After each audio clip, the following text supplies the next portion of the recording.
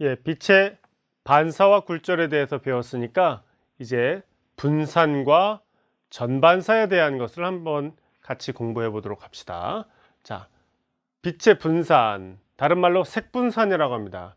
일부러 제가 영어로 이름을 써줬어요. 디스퍼전이라고. 여러분들이 디스퍼전이라는 이름은 많이 못 들어봤을 것 같아서 디스퍼전이라는 이름을 써줬습니다. 영어로. 자, 파동의 기본적인 관계식입니다. 자, V는 F 곱하기 람다로 표현돼서 여기서 V가 가리키는 것은 파동의 속력, 우리가 지금 공부하는 것은 빛이니까 빛의 속력입니다. 그리고 F는 그 파동의 진동수, 그 다음에 람다는 그 파동의 파장입니다. 그렇죠?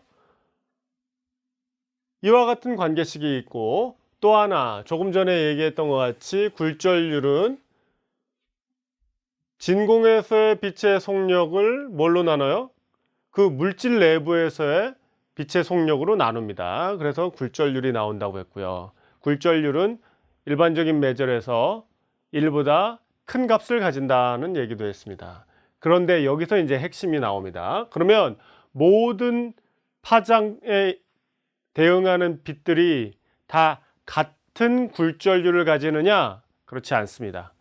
그래서 물질 내에서 빛은 파장이 짧을수록 그 속력이 느리다 하는 거예요. 그러면 속력이 느리면 굴절률이 어떻게 돼요?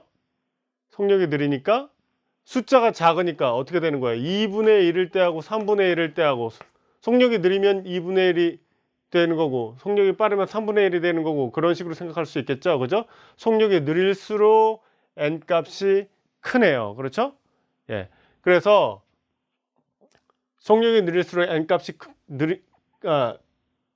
값이 커지니까 결과적으로는 파장이 짧을수록 굴절률이 커진다 하는 것을 알 수가 있겠네요. 그러니까 우리가 쉽게 쓰면 파장이 짧아지면 그로 인해서 속력은 느려지고, 그렇죠?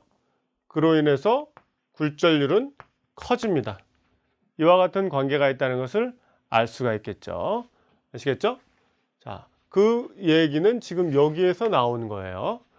그러면 아까 우리가 같이 이야기하지 않고 지나갔는데, 그럼 굴절이 될 때 물질 1에서 물질 2로 진입할 때 도대체 어떤 일이 벌어지느냐 하는 것을 이제 생각을 해 봅시다. 예를 들면 공기 중에서 유리로 진입한다고 봅시다. 그러면 유리가 공기보다 굴절률이 크죠. 그렇죠?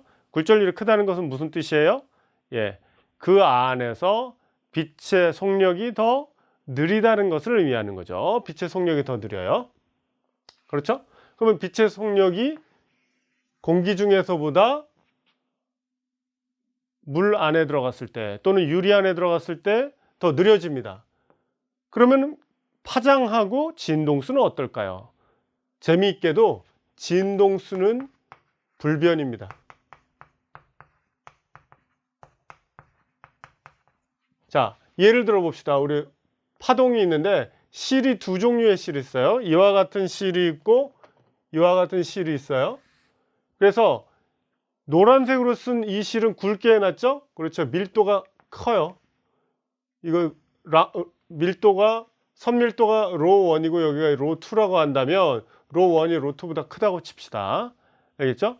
이와 같을 때 만약에 파동이 쭉 오고 있는데 여기 경계면을 만나죠. 그죠? 경계면 만나서 진동수가 만약에 이쪽 굵은 실하고 가는 실에서의 진동수가 다르다면 어떻게 될까요? 여기는 100회 하는 동안에 여기는 300회 하고, 그러다 보면 여기 경계에서의 연결점이 제대로 존재할 수가 없겠죠. 끊어지는 상황이 벌어지겠죠. 그죠? 그래서 여기서의 경계 조건을 만족하려면 어떤 조건을 만족해야 되느냐? 예, 진동수는 이쪽에서나 이쪽에서나 같아야 합니다. 아시겠죠? 그래서 그 얘기는 뭐냐? 물질 1하고 물질 2에서 진동수가 같아요. 그 얘기는 뭐냐? V1하고 람다가 그냥 비례 관계에 있다는 것이죠. 그래서 속력이 느려지면 람다도 그에 맞게 짧아진다 하는 것을 알 수가 있어요. 아시겠죠? 네. 그래서 굴절할 때 굴절할 때 제일 중요한 게 뭐다? 진동수는 두 물질의 경계에서 경계 조건을 만족시키기 위해서 변하지 않는다 하는 것이고요. 아시겠죠? 그러면 아까 말씀드린 것 같이 굴절률이 더 클수록 속력이 느리다고 그랬으니까 속력이 느려진다는 것은 숫자가 작아지는 거잖아요. 그렇죠? 그러니까 파장 역시 더 짧아진다는 것을 알 수가 있겠죠. 그래서 공기 중에 있었을 때 빛의 파장보다 물질 내부에 진입해서 물이나 아니면 유리 내부에 진입했을 때에는 파장이 더 짧아진다는 것을 알 수가 있어요. 자, 근데 색분산의 특성에 의하면 파장이 짧아질수록 굴절률이 커집니다. 그래서 사실상 굴절률이 파장의 함수꼴로 표현된다라는 것을 알 수가 있어요. 이게 무엇을 하는데 도움이 되는 거예요? 그렇죠. 뉴턴 시절부터 보여줬던 것 같이 태양의 빛은 하얀색 빛이죠. 근데 그 빛이 하나의 빛이 아니라 여러 색깔의 빛이 하나로 모여 있었다는 것을 알게 된 계기가 되는 것이 바로 이 빛의 분산 특성 때문이죠. 어떻게 알았죠? 그렇죠. 프리즘을 이용해서 알아냈죠. 그래서 프리즘은 결국은 뭐예요? 유리나 플라스틱, 투명한 플라스틱이나 유리 같은 걸 가지고 만든 삼각기둥이었죠. 삼각기둥에다가 빛을 쏘면 여기 흰 빛이 들어가지만 그 다음에 어떻게 됩니까? 빨간색 빛 굴절되죠. 빨주노초 파남브로 계속 굴절되죠. 제일 마지막에 보라색에 의해서 굴절돼서 나가죠. 그래서 색깔에 따라서 다른 굴절률을 가진다는 것을 볼 수 있었죠. 그 색깔은 결국은 뭐하고 연결돼요? 예, 파장하고 연결이 되죠. 그렇죠. 파장이 짧을수록 남색, 보라색 쪽으로 가고 파장이 길수록 빨간색 쪽으로 가죠. 그래서 빨간색이 제일 많이 그러니까 제일 안 꺾이는 거죠. 굴절이 안 되는 거고 보라색이나 남색은 굴절이 빨간색에 비해서 더 많이 된다는 것을 여러분들이 알 수 있죠.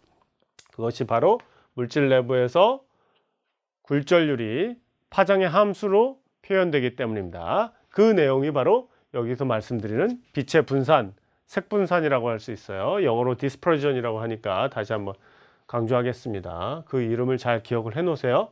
자, 이번에 우리가 다룰 내용은 내부 전반사입니다. 도대체 내부 전반사가 무슨 얘기일까요?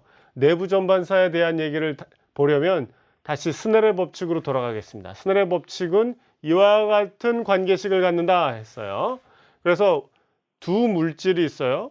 물질 2하고 물질 1이 있는데 물질 2에서 빛이 입사했습니다. 예를 들면 여러분들이 물속에 잠수했어요. 잠수부가 돼가지고 이 안에 물 안에 들어있다고 칩시다. 물 안에 들어가서 여러분들이 랜턴을 켰어요. 랜턴을 켜가지고 수면을 향해서 빛을 비췄다고 생각해 보세요. 그러면 이렇게 진행해서 그죠? 공기 중으로 해서 나갈 때 굴절해서 꺾여 나가겠죠. 그렇죠? 근데 재밌는 건 뭐예요? 공기보다 물속에서의 굴절률이 큽니다. 그렇죠? 그래서 지금 말씀드린 것 같이 이와 같은 관계식을 만족하죠. 물의 굴절률이 공기의 굴절보다 큰 상태예요. 물속에 들어가서 여러분들이 잠수부가 돼서 지금 랜턴을 켠 거예요. 켰는데 보시면 아시겠지만 굴절률이 큰 쪽에서 굴절률이 작은 쪽으로 갈 때 어때요? 각도가 더 커집니다. 그죠? 이 각도보다 이 각도가 더 커져요. 이렇게 돼요. 그러면 조금 더 이쪽으로 가서 이렇게 하면 어떻게 되겠어요? 더 큰 각도로 꺾이겠죠. 그러면 좀 더 가다가 보면 더 꺾이겠죠. 그러면 어떤 각도에 딱 이르는 순간 어떻게 되겠어요? 예, 완전히 물결 경계면에서 수면에서 이와 같이 흐르는 이런 일이 벌어지겠죠. 그렇죠? 예. 그래서 지금 얘기하는 건 뭐냐? 굴절되어서 물질 원으로 나가는 빛이 하나도 없게 되는 상황이 벌어지려면 어떤 조건을 만족해야겠느냐 하는 겁니다. 그러니까 스넬의 법칙에 의하면 어떤 조건을 만족할 때 전반사가 이루어지겠느냐. 전반사가 이루어진다는 건 뭐예요? 굴절되어서 나가는 빛이 하나도 없다라는 것을 의미하는 거죠. 그러면 모두 다 반사돼서 이쪽으로 다시 돌아오니까 N2로 표현되는 물질 2 내부에서 반사만 이루어지는 그런 상황이 되겠습니다. 아시겠죠? 자, 이게 바로 내부 전반사예요. 그러면 내부 전반사가 된다는 건 무슨 얘기예요? 그렇죠. N1에서 세타1이 90도가 된다는 것을 의미합니다. 세타1이 90도. 그렇죠? 그러면 라디안으로 표현하면 이거는 2분의 파이가 되죠. 그래서 세타1에다가 2분의 파이를 집어넣었어요. 그렇죠? 세타1에다 2분의 파이를 넣으면 결국은 사인 90도는 얼마입니까? 1이죠. 그러니까 여기는 N1만 남겠네요. 그러면 N2를 이와 같이 이쪽으로 옮겨줄 때에는 분모로 내려가죠. 그러면 sin 세타2가 N2분의 N1이라는 것을 볼 수가 있는데 N2가 N1보다 크니까 이 값은 1보다 작거나 같다라는 것을 알 수가 있어요. 이게 같을 때에는 1이 될 것이고 더 클 때에는 1보다 작은 값이 되겠죠. 분모가 분자보다 크니까. 그렇게 되면은 이제 말이 되죠. 왜? 여러분들 다 아시지만 실수 범위에서 사인 값은 반드시 1하고 마이너스 1 사이에 있어야 되니까 지금 이야기한 것이 N2가 N1보다 크기 때문에 이 값이 1보다 작은 값이기 때문에 이 조건 안에 들어가죠. 아무 문제가 없다는 것을 볼 수가 있어요. 그러니까 결국은 세타2는 아크사인으로 표현해서 사인 함수의 역함수인 아크사인으로 표현하면 N2분의 N1으로 표현된다는 것을 알 수가 있습니다. 그래서 90도가 되게 만드는 각도 중에서 그죠? 각도 중에서 가장 작은 각, 그러니까 딱 이렇게 쫙 변하는 과정에서 딱 90도가 되게 하는 값이 제일 작은 값인데 그거를 우리가 임계각이라고 불러요. 임계각. 그리고 영어로는 critical angle이라고 불러요. 그래서 제가 여기다가 critical이라는 말을 써준 거예요. 이거를 다르게 이렇게도 씁니다. 세타 그리고 아래 첨자 C로도 표현해요. 그래서 이게 임계각이라는 것을 의미합니다. 그래서 임계각은 얼마냐? 아크사인 N2분의 N1이다. 여기서 N2는 뭐예요? 입사하는 쪽의 굴절률. N1은 굴절하는 쪽의 물질의 굴절률을 가리키는 거죠. 그런데 입사하는 쪽의 굴절률이 더 크면 전반사가 일어날 수가 있고 그때에는 요 세타1은 90도가 되어서 수면으로만 가니까 결과적으로 실질적으로 물질 1으로 진입하는 그런 빛은 존재할 수 없게 되는 거고 그게 결국 내부 전반사를 야기한다 하는 거예요. 그래서 내부 전반사를 이해할 때에는 이와 같은 단계를 통해서 크리티컬 앵글, 다시 말해서 임계각이 얼마인지를 계산할 수가 있다 하는 거고요. 그러면 예를 들면 아까 같이 물속에서 공기 중으로 간다 하면 물의 굴절률과 공기의 굴절률을 알면 그거의 임계각을 계산할 수가 있겠죠, 여러분들께서. 그래서 그와 같은 방식으로 여러분들이 내부 전반사가 일어나는 조건에 대해서도 우리가 이해할 수 있었습니다.